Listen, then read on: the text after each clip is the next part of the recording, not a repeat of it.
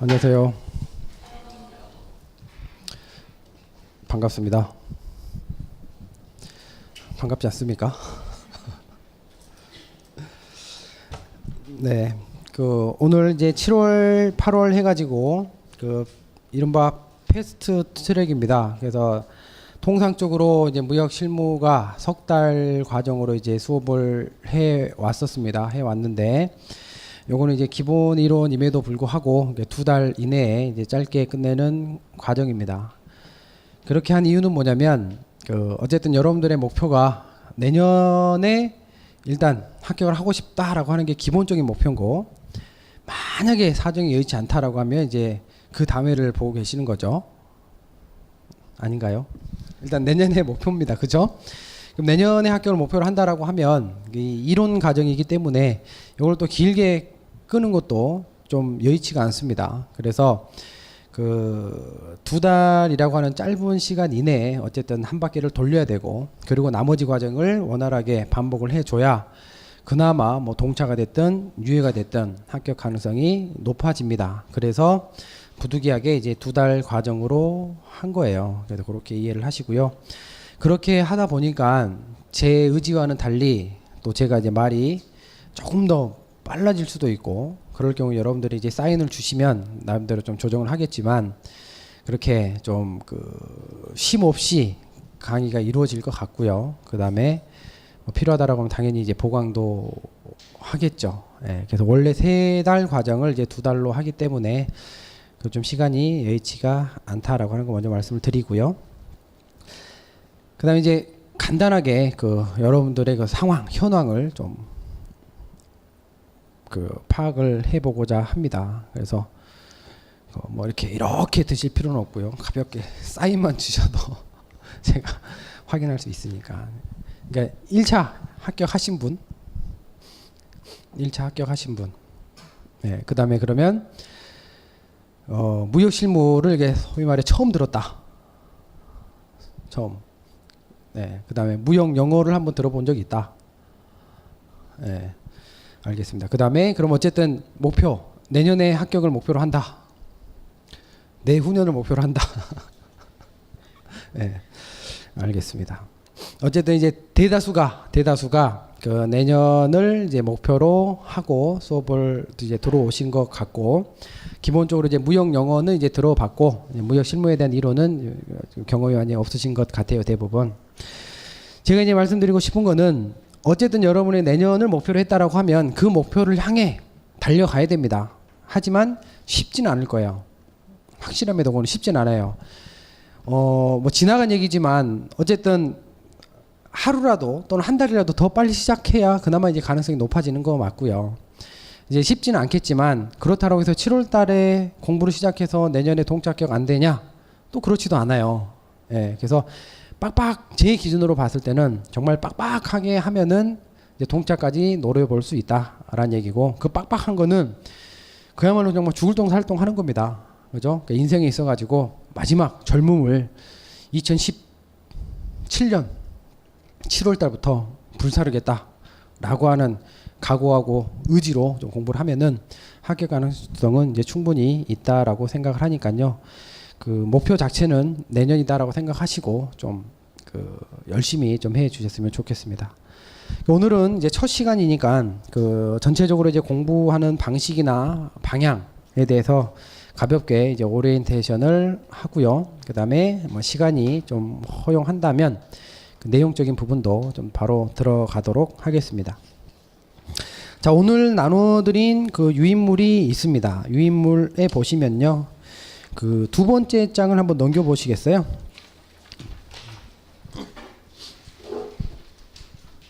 자, 유인물 여기 하나 남았습니다. 나머지는 없으시면 저기 네. 감사합니다.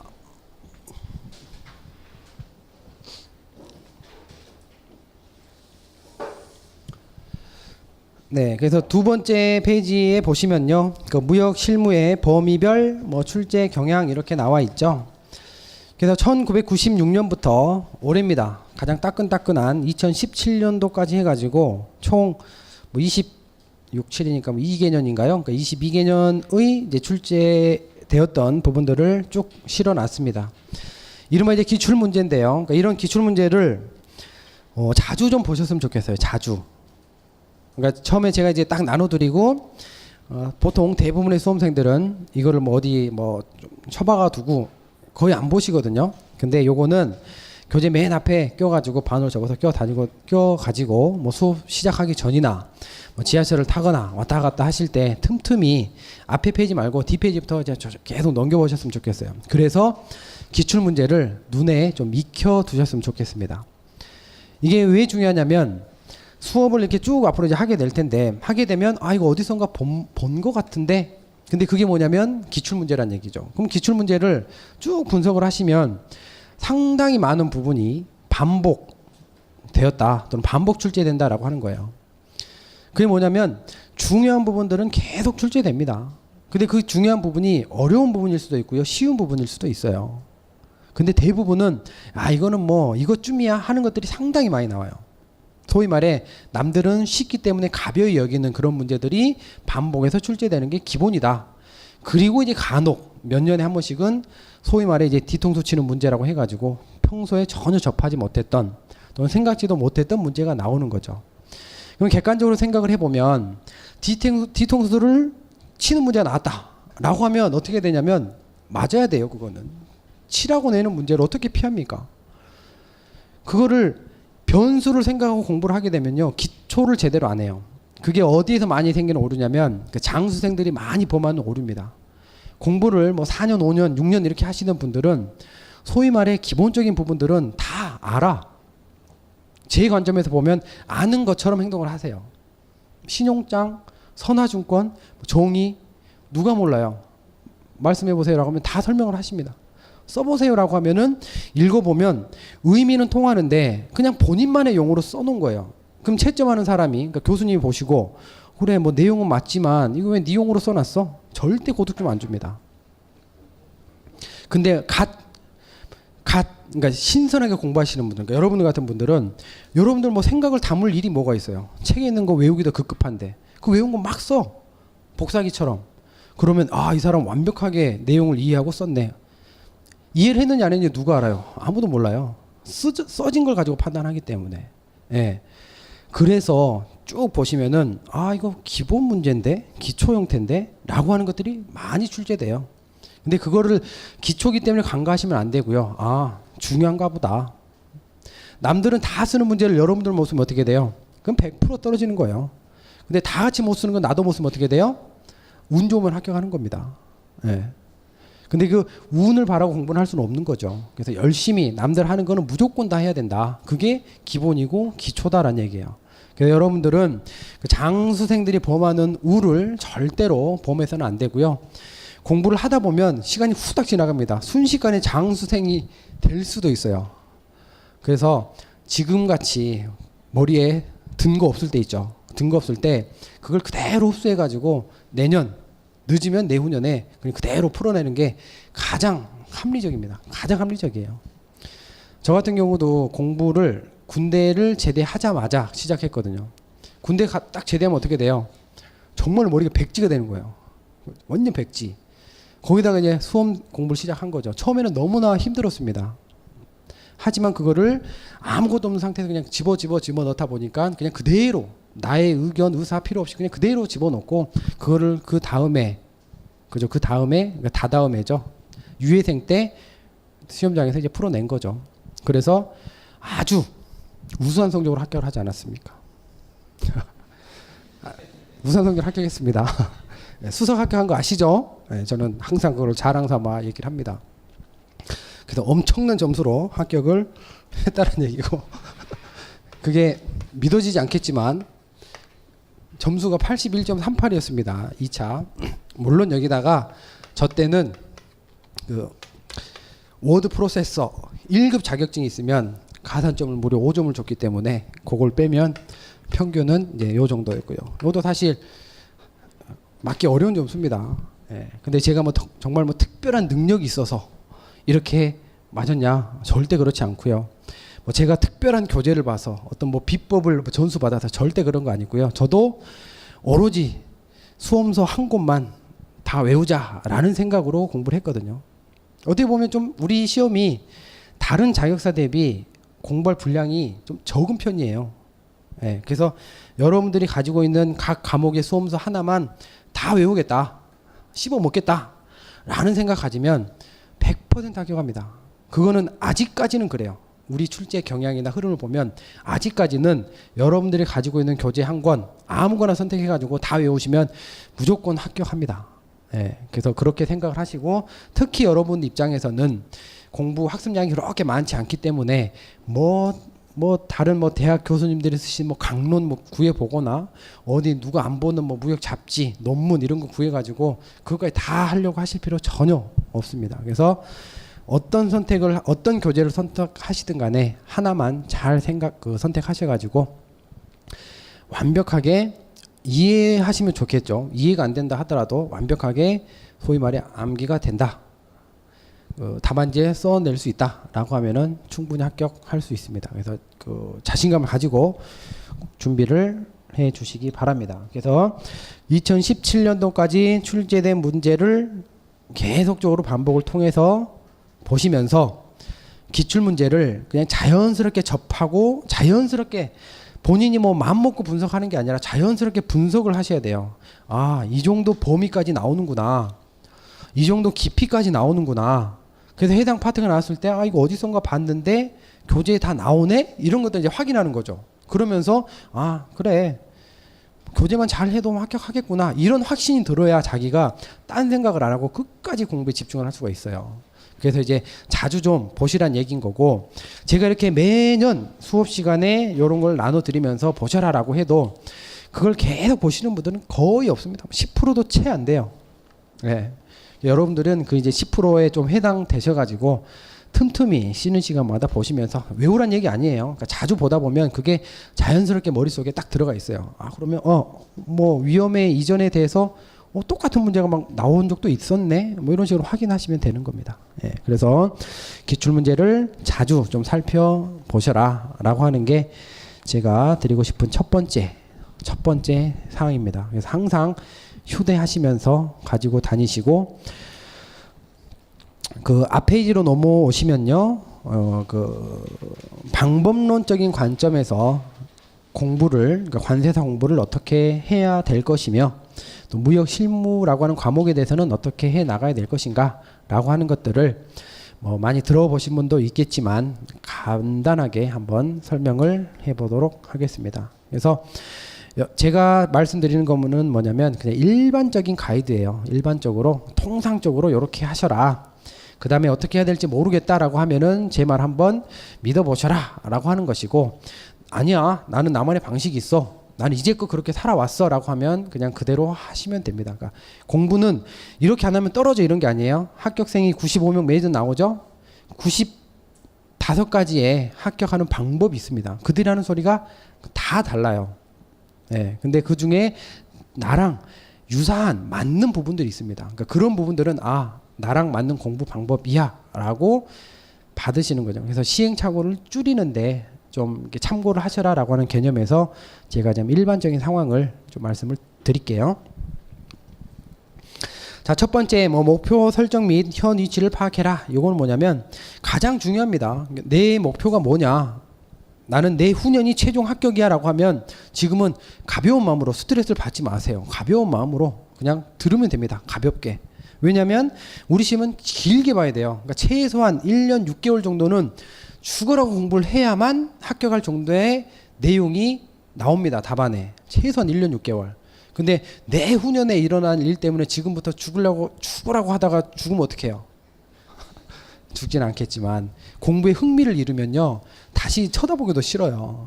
예, 그래서 내가 만약에 내후년에 합격하겠다라고 하면은 전체적으로 가벼운 마음으로 이런 게 있구나, 그 가벼운 마음으로 들으라라고 해가지고 수업 시간에 안 나오고 딴 생각해라, 이게 아니에요. 열심히 들어야 돼. 무조건 열심히 들어야 돼요. 공부는 제일 정직한 겁니다. 우리 같은 흑수저 아니시? 네? 아무튼 보통 평범한 사람 입장에서는 아직까지는 이 전문 라이센스 있다라고 하는 게 정말 큰 도움이 됩니다. 예. 그 라이센스를 따면 있어가지고 이거는 뭐 부모의 재력과 뭐 이런 게 전혀 상관이 없어요. 오로지 나의 공부만 있으면 합격할 수 있는 거예요. 근데 그 공부라고 하는 것도 참 정직한 게 공부를 하면 이게 어디 안 가요. 머릿속에 휘발은 되지만 다시 보면은 옛날에 내가 정확하게 이해를 했다라고 하면 그게 빨리 다시 돌아와요. 그래서 내후년에 합격하겠다라고 하신 분들도 수업 들을 때는 최선을 다해서 듣고 이해하려고 노력하시고 그걸 계속 반복하다 보면은 어느 순간에는 자기도 모르게 이게 체계가 잡히고 이해가 되는 거예요. 그래서 편안하게 들어라라고 하는 말이 뭐 수업에 안 나오고 뭐 알아서 하셔라, 뭐 놀아라, 놀면서 해라, 딴 생각 이런 개념이 아니에요. 그죠? 그래서 목표를 설정하셔가지고 내년에 합격하겠다라고 하신 분들은 정말 치열하게 처절하게 공부를 하셔야 합격할 수 있는 시간입니다. 우리가 7월 달에 시작한다라고 하면은 그래서 내년 합격 목표로 하신 분들은 정말로 열심히 뭐 그 복습 밀리지 마시고 철저하게 해 주셔야 되겠고요. 그다음에 좀 여유롭게 보시는 분들이라고 하면은 남들보다 좀 빨리 내가 2차에 들어왔다. 그렇기 때문에 자신감을 가지고 편안한 마음으로 최대한 이해 중심으로 이게 들으려고 하시면 되겠습니다. 그 다음에 현 위치 파악이다라고 하는 건 그거예요. 그러니까 내가 지금 뭐 전업 수험을 할 수 있는 상황이냐, 아니면 뭐 학교를 좀 다녀놔야 되느냐, 이런 것도 전체적으로 판단을 하셔야 되겠죠. 그쵸? 그래서 그런 부분까지 파악해가지고, 나 어차피 직장도 병행해야 되는데 내년 동차할 거야. 이거는 말 그대로 말도 안 되는 허황된 꿈이에요. 예, 괜히 그 허황된 꿈 꿨다가 상처를 받느니 정확하게 내가 할 수 있는 상황, 내가 가지고 있는 위치 파악하셔가지고 목표를 설정을 하셔야 된다. 이제 요 말씀이고요. 두 번째, 본인의 공부 방법을 분석해라 라고 하는 건데, 여러분들이 어쨌든 이게 국가고시입니다. 국가고시. 그죠? 국가에서 공인하는 어떤 전문 자격사입니다. 이 국가 공인 전문 자격사를 따기 위해서는 최소한의 물리적으로 필요한 시간과 방법이 있습니다. 이거는 뭐 암산 능력을 보는 것도 아니고 어떤 뭐 공간 뭐 지간 능력을 보는 것도 아니고 주어진 시간 하에, 즉 80분이라고 하는 이런 시간 하에, 이게 16면이죠. 이 16면 22행인가요? 25행으로 늘었나요? 그러니까 이 답안지를 80분 안에 채워야 되는 거예요.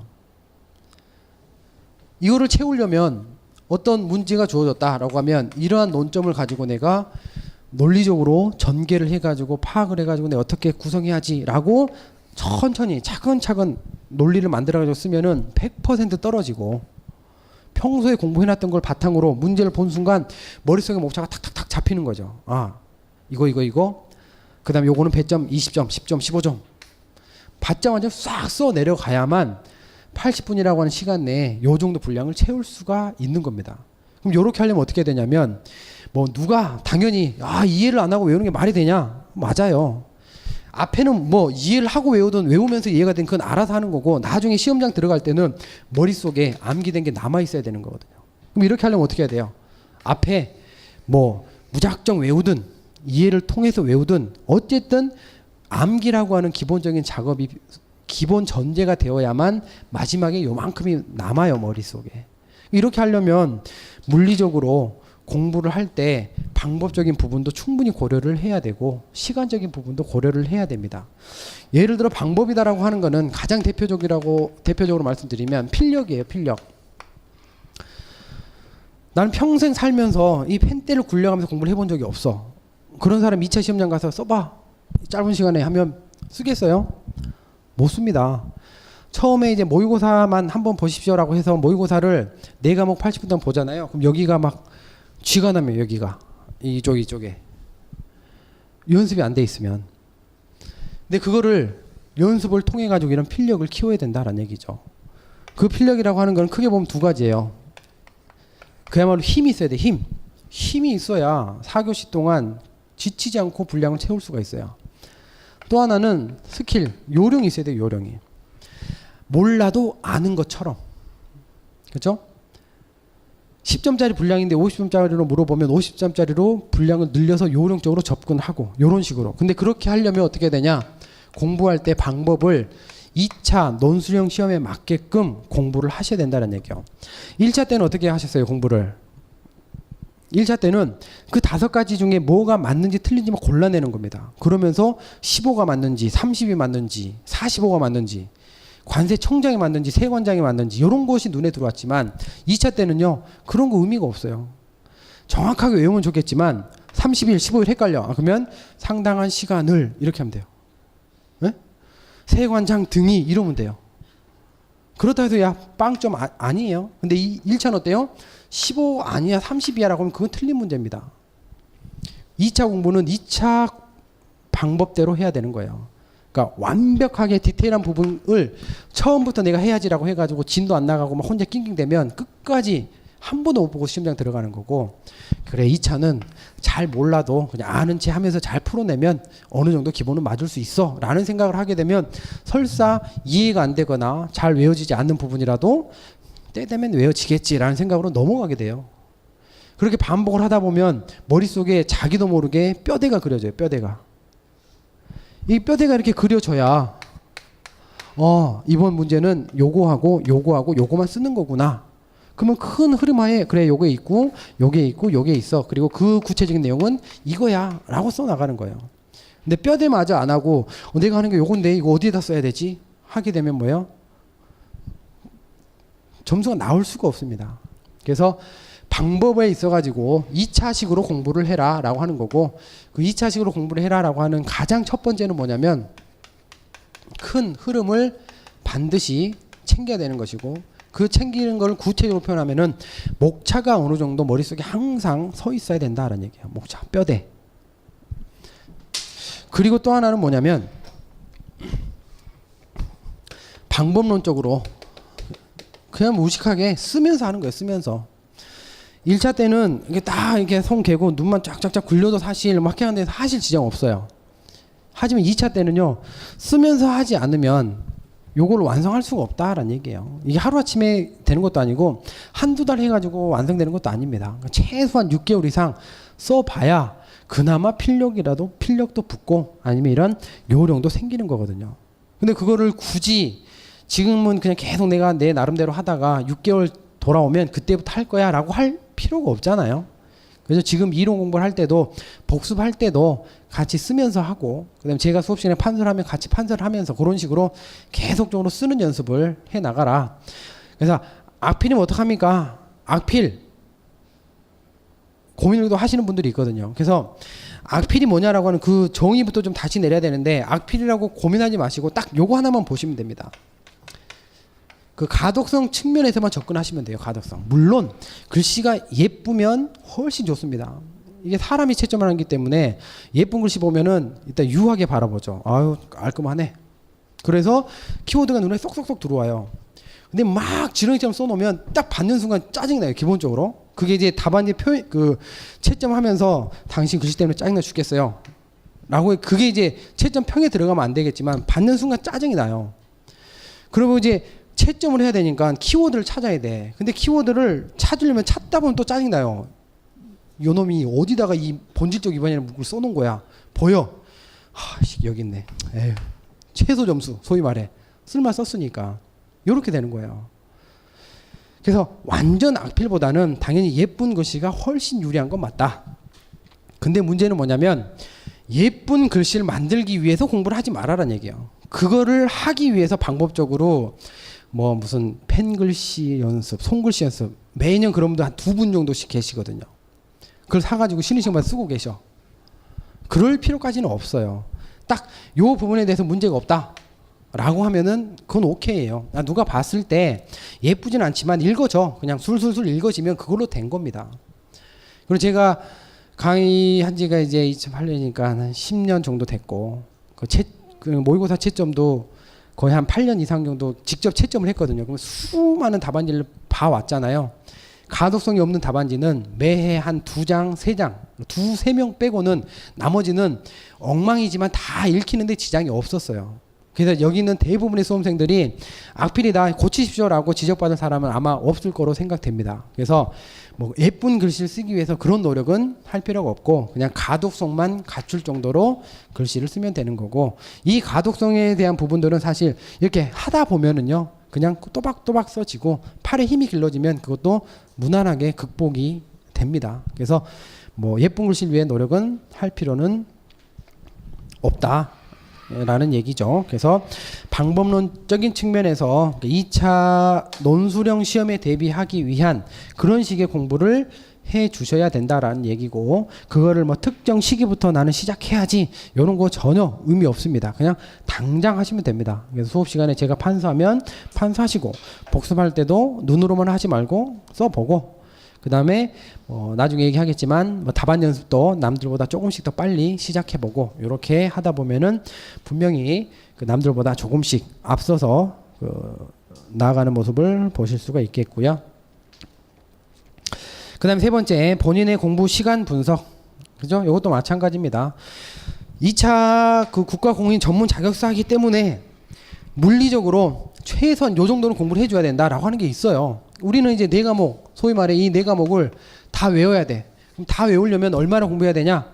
라고 물어보면 제 기준으로는 최소한 10개월 동안 순수하게 순수 2차만 공부를 해줘야 그나마 쓸 수 있는 지식이 또는 암기력이 된다는 얘기예요. 순수하게 10개월 정도 2차만 병행하지 말고. 그 10개월도 뭐냐면 하루에 그러니까 공부 시간으로 따지면 최소한 8시간에서 10시간을 했다라고 하는 가정하에 요 정도 해야 무난하게 합격할 정도의 학습량이 나온다는 얘기고, 여기서 이제 플러스 알파가 되면 될수록 가능성은 점점 더 확률이 높아지는 거죠. 예. 그래서 여러분들이 내가 확보할 수 있는 공부 시간이 얼마나 되는지, 내가 또 그렇다라고 하면 내가 얼마만큼 확보를 해야 될런지 요거를 고민을 하실 필요가 있겠고요. 어쨌든 가장 중요한 거는 하루 스케줄인데, 그 하루 스케줄에 룰, 저만의 룰, 그러니까 저는 공부할 때 9시부터 11시까지가 저의 룰이었어요. 제가 공부할 때 저보다 앞서 고시기에 뛰어든 그런 뭐 선배들이나 이렇게 얘기를 들어보면, 자, 학교 가려면 공부 얼마나 해야 돼요? 라고 하면 세븐일레븐, 유명한 말이 있잖아요. 세븐일레븐. 그죠? 세븐일레븐 하면 무조건 합격한다 라고 얘기를 했어요. 근데 요렇게 하려고 저도 시도를 해봤으나 안 되더라고. 체력적으로도. 이게 뭐 하루 이틀 하라면 하겠는데, 한 달만 해봐라고 하겠는데 10몇 개월을 이렇게 하라고 하니까 안 되더라고요. 그래서 저는 9 to 11 해가지고 9시에 책상에 앉아가지고 공부 시작하고 11시에 책을 덮겠다 라고 하는 요 정도 물리적인 시간을 확보하기 위해서 노력을 했습니다. 그래서 365일 내내 이렇게 했냐? 그건 아니죠. 사람이다 보니까 그렇게 안 됐지만, 그래도 저는 이거를 어긴 게 10회는 넘지 않았던 것 같아요.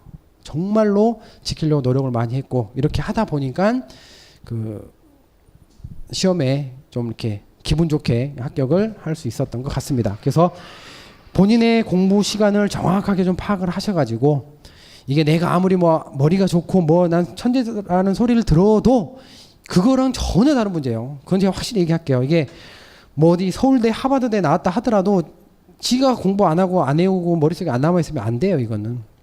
근데 그렇게 하려면 시간이 필요하다 요 얘기입니다. 그래서 공부하는 시간, 확보할 수 있는 시간을 명확하게 객관적으로 파악하셔가지고 스케줄을 잘 짜십시오. 물론 본인의 뭐 여러 가지 상황을 감안해야 됩니다. 나는 절대적으로 수면 시간이 10시간이 안 되면 나 생활이 불가한 사람이야 라고 하면 10시간을 자야 돼요. 그런 사람들은. 그리고 본인의 최소 수면 시간이 또 있거든요. 이제 지금 이제 다 이제 컸으니까 알잖아요. 저 같은 경우는 5시간을 자면은 생활하는데 지장이 없었는데, 거기 10분이라도 덜 자면 희한하게, 그러니까 4시간 몇 분 이렇게 되면 하루 종일 멍하고 이렇게 컨디션 회복이 안 돼요.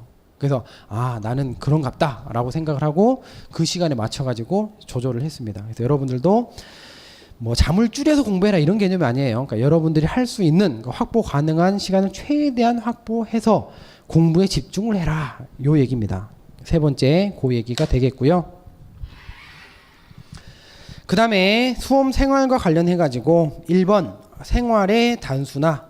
뭐 가장 중요한 말인 거죠. 그러니까 하루하루를 쌓아서 일주일이 되고 일주일이 쌓여서 월이 되고 그 월이 쌓아가지고 1년이 지나가고 그렇게 하다 보면 이제 그 시험 날짜가 다가옵니다. 결국 중요한 건 하루하루예요.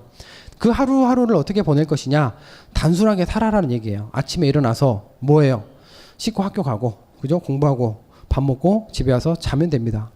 거기다가 중간에 친구 결혼식, 여름 휴가, 그죠? 뭐 가족 모임, 동창회, 이렇게 변수를 두는 순간 이 리듬이 깨집니다. 그 모임이나 이런 것들은요, 사실 여러분들 내년 7월까지 안 가도 전혀 지장 없어요. 여러분 안 간다 해서 모임이 이루어지지, 우리 가족이 평화가 행복이 이런 거 없습니다. 절대 없습니다. 전혀 없습니다.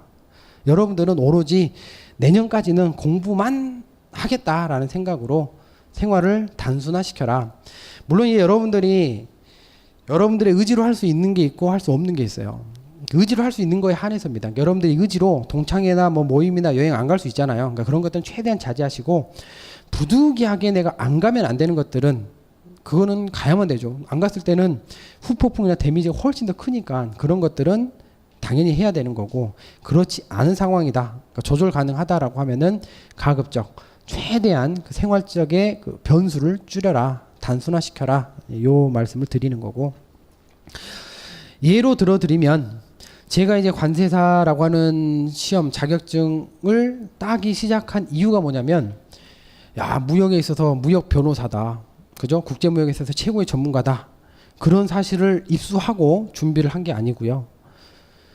말년 병장 때 먼저 사회에 그러니까 그 학교에 복학한 친구한테 전화를 딱 했습니다. 나 이제 다음 달에 제대하는데 너 뭐 하니? 물어보니까 관세사 시험을 준비한답니다. 그래서 너도 하자 그러더라고요. 알았어. 근데 제가 관세사가 뭐냐 이거 물어보지도 않았어요. 이상하게. 알았어. 그 제대하고 나서 친구와 약속 지키기 위해서 관세사 공부를 바로 한 겁니다. 이게 연봉이 얼마인지, 어디서 일하는 건지, 무슨 일을 하는 건지 진짜 알아보지도 않았어요. 그래서 제가 지금 인천공항에서 일하고 있는데 평생에 국제공항을 한 번도 안 가봤는데 이 일을 하면서 지금 거기서 살고 있는 거예요. 지금 어처구니 없게도. 무슨 말하다 이랬죠? 네? 무슨 말하다 이런 말 제가 하고 있습니까? 네? 단순화. 아무튼 관세사를 저는 그렇게 시작하게 됐는데 결론이 안 나네요. 아무튼 생활을 맞아. 제가 왜 관세를 하게 됐냐? 그래서 그 친구 덕에 하게 됐습니다. 그래서 그 친구와 같이 열심히 공부를 했죠. 그래서 1차도 같이 합격하고, 우리 이제 2차 합격해서 관세가 되자 했는데 2차를 공부를 시작한 순간 그 친구에게는 의도치 않게 일이 계속 생겼어요. 가정에. 그러니까 본인의 의지가 아닌 가정의 일이 생기기 시작했습니다. 그래서 자리를 비워서 지방에 한 번씩 갔다 와야 되고, 이런 일이 생기다 보니까 그게 한 3번, 4번 반복되니까 본인이 스스로는 공부를 해보시면, 이제 열심히 해보시면 알겠지만 하루 이틀 공부를 딱 안 하잖아요. 그거를 따라가기 정말 쉽지 않아요. 그게 쌓이다 보니까 결국은 나는 안 될 것 같다 올해 포기를 하고, 지금은 다른 그 기업에서 아무튼 잘 살고는 있지만 관세사가 아닌 길을 가고 있어요. 그러니까 본인의 의지가 아닌 것으로 그렇게 됐을 경우는 안타깝지만 어쩔 수 없는 거지만, 본인 스스로 충분히 너는 집에서 공부만 해라고 하는데 혼자만 이렇게 가정 행사 쫓아다니고 이러면 안 될 거 아니에요. 그래서 스스로 관리를 하실 수 있다라고 하면은 최대한 삶을 단순화시켜라 라는 얘기입니다. 두 번째, 생활의 일관성. 같은 얘기입니다. 단순화 시켜가지고 변화를 주지 말아라, 요 얘기예요. 공부하는 기간 동안에는 가장 대표적으로 제가 항상 예를 들어드리는 게 뭐냐면, 첫 번째는 연애, 두 번째는 담배 이런 것들. 자, 연애는 뭐냐면 내년에 시험 보실 거 아니에요. 내년에 시험 보고 나서 시험 끝나고 새로운 사람을 만나든 헤어져도 꾹 참았다가 시험 끝나고 헤어지든 하면 되지, 굳이 왜 시험 공부하는 기간 중에, 예를 들어 7년을 만났어. 7년 만났는데 이 오빠가 또는 누구가 이제 내 관세사 공부를 해야 되니까 우리 이제 헤어지자. 7년을 만났는데 관세사 공부 1년 반 한다고 헤어지자 그러면 공부가 되겠습니까? 7년을 만나면 몇 년을 아파요, 헤어지면. 14년을 아프다 그러잖아요. 만난 만큼 아프다 그러지 않습니까? 2배가. 7년을 만났는데 굳이 왜 지금 헤어져요? 열심히 공부하고 그죠? 끝나고 나서 정말 이게 같이 살아도 될 사람인지 아닌지 그때 다른 이걸로 해서 판단을 하면 되는 거지. 나 관세사 공부할 테니까 우리 이제 헤어지자. 그런 사람 치고 제대로 합격한 사람 거의 없다는 얘기예요. 그리고 지금 막 공부하다가 갑자기 저 이성이 마음에 들어. 근데 공부 기간에 왜 이렇게 대시를 하는 거예요? 물론 이제 의미는 부여하죠. 우리 둘이 열심히 해가지고 같이 합격하자. 같이 합격자 모임에 나온 제가 팀을 본 적이 없어요. 둘 다 떨어집니다. 또는 한 명은 합격하고 한 명은 너 남자친구 뭐하니? 아직 공부하고 있어요. 그 이듬해 나중에 뭐하니? 헤어졌어요. 이런 스토리예요. 그래서 공부할 때 굳이 뭐 새로운 만남을 시작할 필요 없죠. 또 굳이 이렇게 만났던 그 아름다운 인연을 왜 굳이 지금 끊으려고 그래요. 그래서 변화를 주지 말고 연애를 하고 있으면 아름답게 쭉 격려하면서 내년 시험까지 잘 서로에게 좀 지지하면서 공부하시고, 솔로다 그럼 공부할 때 그냥 솔로로 가시면 됩니다. 그게 첫 번째고.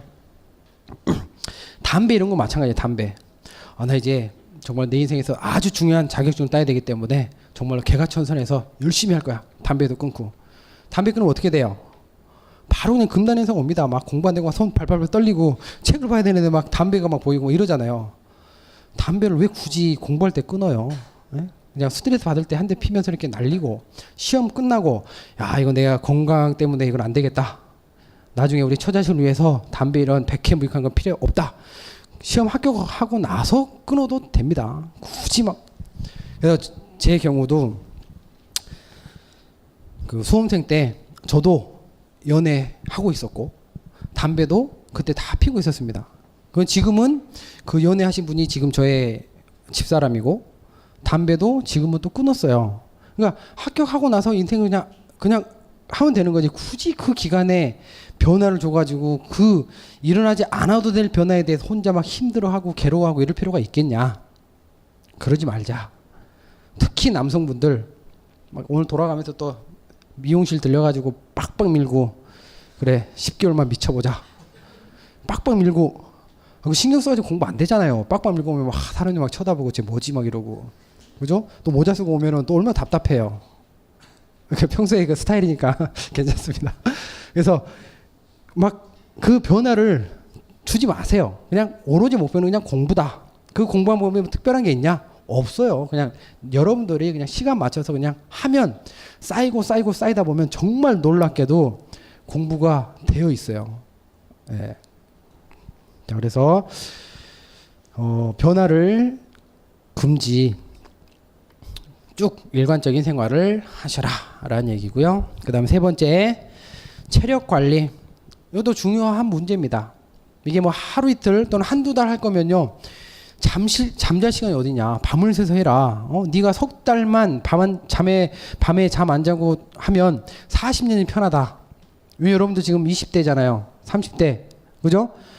딱 합격 한번 해놓으면, 자격증 따면 언제까지 일을 할 수 있냐면 죽을 때까지 할 수 있어요. 관세사라고 하는 건 전문 자격사이기 때문에 최소한 80살까지 대표 관세사로서 살 수 있습니다. 그 아름다운 삶을 위해서 석 달 고작 잠 안 자는 게 문제가 되겠습니까?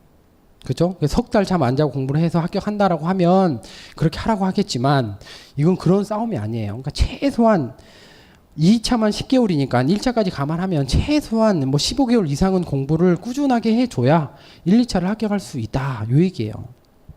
그러면 그 긴 시간을 하려면 체력적으로 바탕이 되지 않으면요, 초반에는 그 열정으로 다 커버가 됩니다. 초반에는 지금 자라 해도 안 자요. 근데 좀 지나면 어떻게 해요? 자, 눈 뜨세요라고 해도 막 자고 있어요. 왜? 힘드니까. 힘들어서 그런 거예요. 힘들어서. 저도 처음에 열정적으로 공부할 때는 하루에 한 번도 안 졸았어요. 왜냐면 공부가 재밌고, 그죠? 이거 빨리 해가지고 내가 빨리 관세가 돼야 되겠다는 생각을 했으니까. 근데 그것도 의지로 극복을 하는 게 한계가 있어요. 나중에 시험을 한 2달 정도 앞두고서는 밤에 풀로 자는 시간 말고 공부하다가 중간중간 졸잖아요. 졸는 시간이 4회입니다. 4회. 하루에 4번을 자요. 아침에 학교 가자마자 책을 펴면 희한하게 책 펴자마자 잠이 와. 그럼 자야 돼. 잠을 참으면서 공부를 하시면 안 돼요. 잠을 참으면요 30분 1시간 그냥 날아가요. 막 이렇게 하면서 막 아는 내용 하나도 없는데 막 이게 종이에 막 이렇게 자기도 모르는 외계어 써져 있잖아요. 근데 자기는 이제 의지로 참어. 그래 내가 관세를 따는데 졸면 안 되지. 참어. 그러면 30분 금방 가. 근데 머릿속에 하나도 안 남어. 근데 10분 15분 딱 자고 나면 개운하거든요. 그래서 저는 처음에는 다 참았는데 시험 보기 한 2달, 석 달 전에는 하루에 4번 아침에 가자마자 잠을 자게 돼. 졸리니까. 점심 먹으면 또 자. 저녁 먹으면 또 자. 그 다음 뭐 9시 반 10시 되면 또 졸려요. 또 자.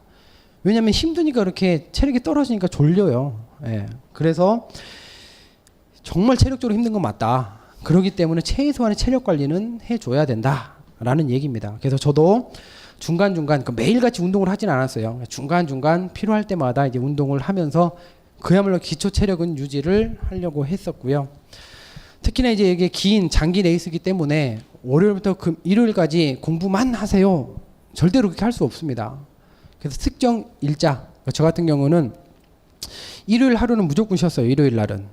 네, 일요일 날 쉬고 일요일 날은 뭐 농구를 하든 자전거를 타든 그 체력적으로 이렇게 몸을 쓰는 운동을 해가지고 그 기초 체력을 좀 다졌고 체력 관리가 이제 반드시 필요하다라는 얘기인 거죠. 그렇죠? 그래서 제 주변, 그러니까 제 후배 중에서도 정말 공부를 열심히 잘 해가지고 얘는 내년 합격하겠다라고 하는 그런 친구가 있었는데 그 친구가 너무 열심히 그러니까 자기 체력을 오버해가지고 공부를 해가지고 시험 한 달 전에 입원을 하더라고. 입원을. 선배님 제 몸이 안 좋아가지고 체력이 소위 말해 방전돼가지고 입원을 했다. 그래서 시험은 못 볼 것 같다. 그래서 그 친구도 관세사가 아닌 다른 삶을 살고 있어요. 물론 만족하고 살고 있겠지만 준비했다라고 했다가 또 못하면 그것도 말은 안 하지만 얼마나 미련이 남겠습니까? 체력 관리 중요하다는 얘기죠. 그렇죠? 그래서 반드시 체력 관리를 하셔야 된다라는 얘기고 또 이렇게 체력 관리 얘기하면 또 오버하시는 분들 분명 계시죠. 가는 길에 어디 들려요? 그죠? 헬스장, 뭐 수영장 이런 거 끊고 막 요가 끊고 이러면 주객전도 됩니다. 막 헬스장 가가지고 뭐 하루에 뭐 1시간, 1시간 반 막 그런 거 하지 마시고 만약에 한다라고 하면 그냥 주말에 그냥 빡시게 하거나 아니면 하루에 조금씩 가벼운 조깅만 해도 그냥 체력이 유지가 되더라고요. 그걸로도 안 된다. 그럼 어떻게 하면 돼요? 약의 힘을 빌으면 됩니다. 약 먹으면 돼요. 약. 그 합법적인 약 있잖아요. 그 불법 말고. 그래서 뭐 한약을 지어 먹든 뭐 비타민 영양제를 먹든 그런 식으로 체력을 잘 관리를 하셔야 된다라는 얘기고요. 자, 네 번째 마인드 컨트롤. 공부라고 하는 게 진짜 그래요. 대부분 이 멘탈 싸움이다. 2차는 멘탈 싸움이다라고 얘기를 합니다. 사실 공부를 해보면 물론 저도 그렇지만 가장 불안한 게 뭐냐면 지금 내가 이렇게 하는 게 맞나? 그럼 열심히는 하는데 이게 맞나 틀리나? 그거에 대한 확인이 정말 어려워요. 그렇기 때문에 주변을 기웃거립니다. 쟤는 무슨 교재를 가지고 있지? 쟤는 어느 학원 수업을 듣지? 쟤는 누구 서브를 가지고 있던데? 기웃기웃합니다. 그죠? 그렇게 하는 순간 집중력이 무너지게 되는 거고 불안감이 증폭되는 거죠. 나는 고작 이거 보는데 쟤는 벌써 저걸 하고 있어. 뭐 이런 아무 의미 없는 비교 있잖아요. 공부한 시기와 그 다음에 시간, 투여되는 시간 이런 게 달라가지고 차이가 나는 거를 그냥 결과에 집착을 해가지고 쟤는 합격할 수 있고 나는 아직 이 정도인데 언제 하지? 뭐 이런 거 있잖아요. 그럼 불안감이 증폭됩니다. 그럼 불안감이 증폭되면 공부하려고 딱 책상 앉으면 공부를 해야 되는데 공부를 안 하고 딴 생각을 하게 되는 거예요. 좀 효율적인 방법이 없을까? 뭐 자료를 좀 구해볼까? 자료를? 그죠? 그런 식으로 하게 되면 자기 공부할 시간이 없어지고 집중력이 흩어지게 되거든요. 그럼 불안감이 극대화되는 거고 그런 순간 무너지기 시작하는 거예요. 마인드 컨트롤이라고 하는 건 뭐냐면 처음에 본인이 계획을 확실히 세우고 그래서 이제 처음에 계획을 확실하게 세우란 얘기예요. 확실하게 세우고 내가 이런 방식으로 요 정도 투입해가지고 하게 되면은 비록 지금은 이렇지만 나중에 쌓이면 합격할 수 있을 것 같다라고 하는 확신을 스스로가 해야 되는 거죠. 그리고 그 나를 믿어야 되는 거죠. 누구를 믿겠습니까? 여러분들이 뭐 저를 믿겠어요? 네? 믿어야죠. 당연히 믿어야 되는 거 아니겠어요? 우리는 믿어야지. 자기를 믿고 내가 이렇게 하면 비록 지금은 이해도 안 되고 머릿속에 남고 돌아서면 까먹지만 내년 5월이 되면 6월이 되면 분명히 남아 있을 거야 라는 믿음을 가지고 그냥 죽어라고 하기만 하면 되거든요. 그 마인드 컨트롤 되게 중요하다라는 얘기입니다. 되게 중요하다. 근데 이제 그 말이 사실 쉽죠. 실질적으로 해보면요. 정말로 많이 흔들립니다. 정말로 많이 흔들려요. 그래서 저 같은 경우는 그러니까 개인들이 각자 의지할 수 있는 하나의 그 끈, 동기부여, 그런 끈들을 나름대로 하나씩 분명히 있을 거예요. 그런 것들을 극대화 시켜가지고 그걸 이용해가지고 공부를 함에 있어가지고 그걸 좀 이용해라 라는 얘기인 거죠. 예를 들면 그러니까 날 이제 차버린 누가 있었어. 그렇죠? 근데 걔는 이미 뭘 하고 있어. 그래 두고 봐라. 내가 합격 못하면 나는 진짜 차인 것도 억울한데 완전히 루저 되는 거다. 여러분들 해야 될 게 뭐예요? 당당하게 합격하는 거. 맞죠? 그런 끈. 가장 일반 보편적인 게 뭐예요? 효도 부모님을 생각하시죠 다들. 어떻게 날 키워주셨는데 부모님을 믿고 열심히 해야지. 이거는요 제가 해보니까 전혀 도움이 안 돼요. 부모님의 의지하실 생각하지 마시고 부모님으로부터 받은 사랑은 소위 말해 내리사랑. 뭐 죽으라고 부모님 희생을 해줘도 그건 당연하게 받아들이시는 거예요 사실. 그래서 부모님의 뭐 효도해야지, 효도를 위해서 뭐 시험 공부해야지 이런 거는 사실 오래 가지 않고요. 뭔가 자기한테 자극이 되는 뭔가 그 하나를 잡아가지고 이미 있을 수도 있겠지만 그거를 통해 가지고 그 나태해지려고 하는 자신을 좀 이렇게 매에 좀 이렇게 얽매여 가지고 좀 그거에 스스로 좀 구속을 시킬 필요가 있습니다. 또 제 얘기를 안 할 수가 없는데, 그러니까 저 같은 경우는 두 가지 사례가 있어요. 두 가지. 그러니까 두 가지 끈을 가지고 저는 그 시험 기간에 나가 놀고 싶은 거 또는 하기 싫어서 그냥 나가고 싶었는데 그걸 꾹꾹 참은 게 두 가지가 있는데, 첫 번째는 죄송하게도 여자친구, 부모님한테 죄송하지만 지금의 집사람인 여자친구. 그러니까 여자친구는 또 이제 제가 학생 당시에 이제 딴 데에 가서 이제 나름대로 또 뭔 일을 하고 돌아오면은 이제 미션이 완성되는 그런 일을 하고 있었어요. 근데 저는 시험 준비를 해서 저의 미션은 뭐냐면 합격을 해야만 제가 할 일이 되는 거죠. 근데 이 사람은 그냥 나갔다가 건강하게 돌아오면 끝. 저는 그래 나는 여기 한국에서 열심히 공부하고 있을게. 근데 공부하고 돌아왔는데 떨어졌어. 그럼 너 뭐 한 거 이렇게 되는 거거든요. 그럼 어떻게 되겠어요? 우리 헤어져 이렇게 하겠죠. 그렇죠? 근데 그런 생각을 하면서 그래 그렇게 비참하게 팽 당하지 않으려면 어떻게 해야 돼요? 열심히 해야 되겠죠. 그런 생각에 꾹꾹 참으면서 놀고 싶어도 참고 공부를 이렇게 해왔고, 그 또 하나는 좀 약간 말도 안 되는 얘기인데 나중에 아무튼 말도 안 되는 얘기라서 제가 나중에 기회 되면 하도록 할게요. 그러니까 저의 자존심을 긁는 어떤 그런 사건이 있었어요. 어떻게 보면 아무것도 아닌 일인데 저는 스스로 이제 자존심에 상처를 받고 그래 누가 이기나 보자. 그래서 악으로 깡으로 이제 그 사건을 생각하면서 이게 놀고 싶어도 꾹꾹 참고 이런 식으로 제 스스로의 마음을 이제 다잡았다. 그래서 여러분들도 어떤 그런 여러분들 다잡을 수 있는 뭔가 하나의 이벤트나 사건들이 있을 거고, 그렇죠? 그런 것들을 중심으로 해가지고 길지 않은 시간이기 때문에 좀 축으로 삼고 좀 나태해지려는 마음을 좀 잡아라. 그 얘기입니다. 그게 이제 마인드 컨트롤의 가장 핵심적인 내용이고, 또 하나는 요 얘기를 좀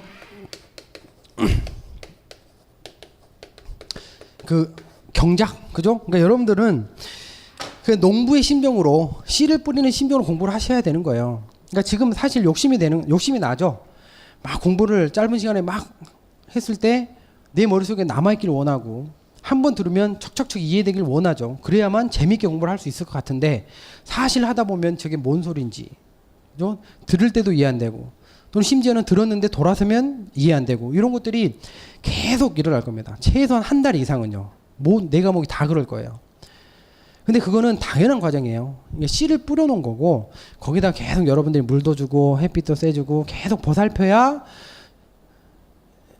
이게 잎사귀도 나고 내년 가을쯤 되면 이제 열매가 그때 나오는 거거든요. 공부 조금 하고 나서 야 이게 내가 이제 합격할 수준까지 왜 머릿속에 기억이 안 남지? 왜 안 써지지? 이건 욕심이란 얘기예요. 계속 내년까지 해놔야 내년 6월달 되면은 답안지에 백지를 여러분들이 스스로 채울 수 있는 실력이 되는 겁니다. 공짜는 없는 거예요. 그래서 그렇게 너무 조급하게 생각할 필요는 없다. 그것도 뭐 마인드 컨트롤의 중요한 부분이 될 것 같네요. 몇 분이에요? 시간이 됐죠? 조금 쉬셨다가 뒤에 얘기하고 내용 가볍게 살펴보도록 하겠습니다.